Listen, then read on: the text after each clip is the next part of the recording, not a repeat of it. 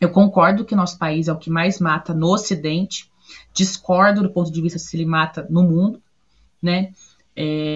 Eu discordo não porque eu sou negacionista, eu discordo porque a gente não tem dado dos países islâmicos, a gente não tem dado de países da África, então eu acho muito prepotência, não querendo ofender ninguém, pelo amor de Deus, mas a gente achar que mata mais em alguns países que a gente não tem nem dado, que a gente sabe que ser pessoa LGBT é crime, entende?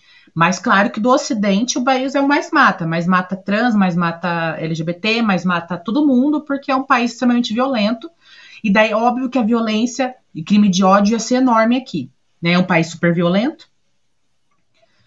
e eu percebo isso na minha própria vivência, porque de 10 anos para cá eu consegui encontrar profissionais que me atendiam adequadamente, tanto na rede privada quanto no SUS, né? Eu fiz meu tratamento da cirurgia no SUS, porque não tinha para onde ir, não tinha para onde ir, assim, tipo, e ainda mais eu fui muito maltratada na época, foi muito triste, assim, eu só consegui chegar onde eu cheguei do ponto de vista cirúrgico porque eu encontrei bons profissionais no meio, mas o sistema em si não estava preparado para corpos que não são binários, assim, quando eu falo corpos que não são binários, não estou falando de questões de não binaridade de gênero, estou falando de não binaridade de sexo mesmo, tá?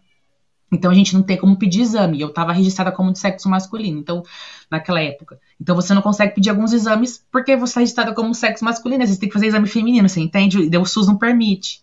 E daí é um entrave, uma coisa tão besta, né? Você não consegue fazer. E daí tinham profissionais que, por eu ter uma genitália externa masculina, que queriam que eu fosse menino, independente de eu falando que eu queria ser menina, entende? Então queriam me tratar com testosterona, eu falava que não queria, né? Me tratavam no masculino, eu com essa aparência, claro que mais magra, porque hoje eu sou meio gordinha, mas eu era bem sequinha, até postei uma foto no meu Insta, eu com 15 anos, né, e mesmo assim, eles queriam que eu cortasse cabelo, queriam, né, eu senti uma pressão maior da comunidade médica, eu falo médica mesmo porque a psicologia me acolheu, mas os médicos, endocrinologia, a única que me acolheu foi a geneticista, mas o endocrinologista, o urologista, o ginecologista queriam que eu fosse menina porque era mais fácil, né, já que eu tinha um registro masculino, já que era fora era masculino, se precisasse fazer alguma coisa era só uma cirurgia menor, daí tirar a ginecomastia que eu tinha e tal. Menos resistência da minha família, pra você ter ideia, eu senti do que dos médicos. Aí logo depois que descobriu essas questões, foi muito rápido a aceitação da família, né? Principalmente da mãe, que é a mãe que cria ali, que tá perto, ela acabou, já percebia que tinha algo diferente, mas foi mais rápido eu senti apoio do meu pai do que dos médicos, pra você ter ideia. Foi muito mais difícil.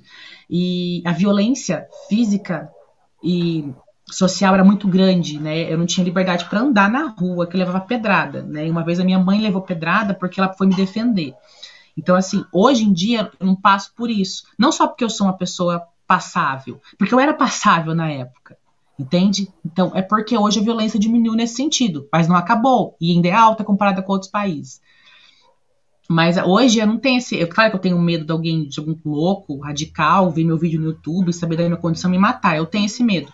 Mas hoje eu não levo pedrada na rua, inclusive passando em lugares onde as pessoas conhecem a minha história, né? Não sou tão xingada assim, mas pela internet. Mas naquela época não, né?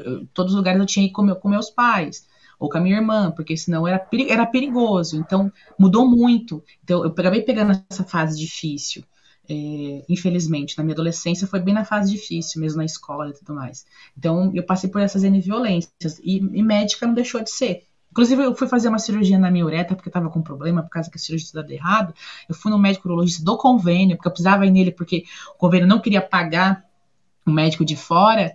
E o médico ficou me cantando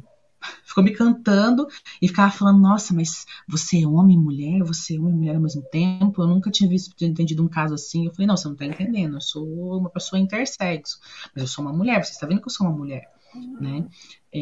Se eu fosse homem e mulher ao mesmo tempo, no meio, eu teria um corte aqui, daí pra cá, eu falei isso pra ele, pra cá seria outra coisa, né? Não, e meu papel social, minha identidade de gênero, né? Meus documentos, eu sou de mulher, eu estou querendo que você assine esse laudo, porque o governo, para provar pro convênio que você também não sabe me tratar, né? Foi um sacrifício. Daí eu tive que ir numa outra vez, pra vocês terem ideia, pra você ver como as coisas que a gente passa, parece bobeira, mas quem passa sabe que é difícil. Com um decote assim, pra ele ficar olhando pro meu decote, e daí ele assinou o papel. Ai, gente, que loucura.